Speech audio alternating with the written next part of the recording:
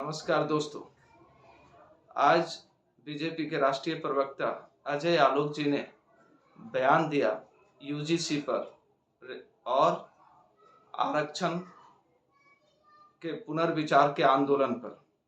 सबसे पहले उन्होंने आरक्षण के पुनर्विचार पर बोलते हुए कहा कि आरक्षण की मांग सवर्णों को नहीं करना चाहिए।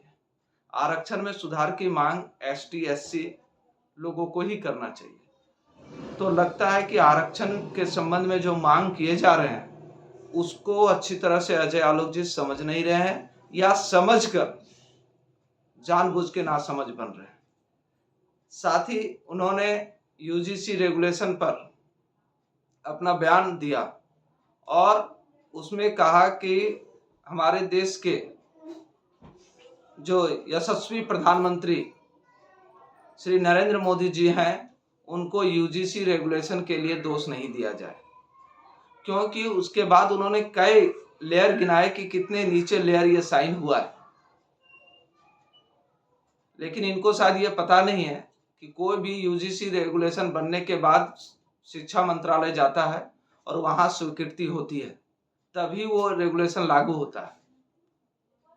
चलिए, शिक्षा मंत्रालय किसके अंतर्गत आता है, सरकार के अंतर्गत आता है या नहीं आता है, ये तो अजय आलोक जी अगले बयान में देंगे, आप बताएंगे लोगों को। उसके बाद उन्होंने कहा कि भाई ये दोष सरकार को नहीं देना है, तो आप बता दीजिए किसको देना है, विपक्ष के किस नेता को बोलना है।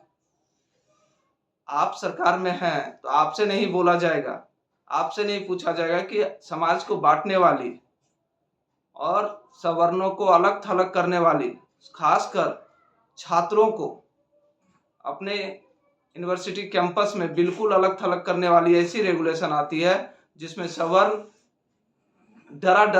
छात्र डरा सा महसूस करेगा। आने वाली पीढ़ियां जन्म से पहले दोषी हैं इस रेगुलेशन में, इसके लिए सवाल किससे पूछा जाए, ये भी स्पष्ट करते, ये स्पष्ट उन्होंने नहीं किया। ये अजय आलोक जी क्लियर करें कि किसको दोष दिया जाए।